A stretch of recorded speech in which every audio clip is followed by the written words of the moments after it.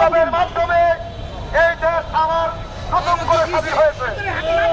আমরা প্রায় দীর্ঘ 6 মাস এই দেশের মানুষকে যখন শান্তিতে বসবাস করার জন্য সুন্দর একটি বাংলাদেশ উপহার দেওয়ার জন্য সকলে ঐক্যবদ্ধভাবে মাঠে কাজ করেছি, সেই মুহূর্তেই গত 15টি বছর মানুষকে যেভাবে অত্যাচার নিপীড়নের মাধ্যমে এই ফ্যাসিস্ট সরকার হাসিনা মানুষকে বন্দী অবস্থা রেখেছে, তারা আবারও চক্রান্ত করছে আবার বাংলাদেশের 18 কোটি মানুষকে বন্দী করার জন্য।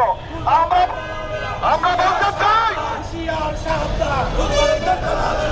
আমরা যুবদলের পক্ষ থেকে আপনাদেরকে সাবধান করতে চাই, জনাব জাহাঙ্গীর আলম এবং আওয়ামী লীগের রাঘবহাল যারা আবারও বাংলাদেশকে অশান্তির মুখে ঠেলে দিতে চাচ্ছেন তাদেরকে সাবধান হতে বলছি। অন্যথায় আপনাদের ঘরে ঘরে আমরা আপনাদেরকে ওখান থেকে টেনে এসে আইনের হাতে সুপর্দ করবো।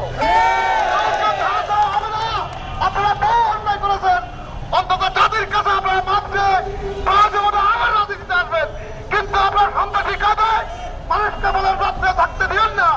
আপনাদেরকে কোনোভাবে আমরা আর রাজপথে উঠতে দেবো না। সবাইকে এখানে যে এসেছেন, বিশেষ করে আমার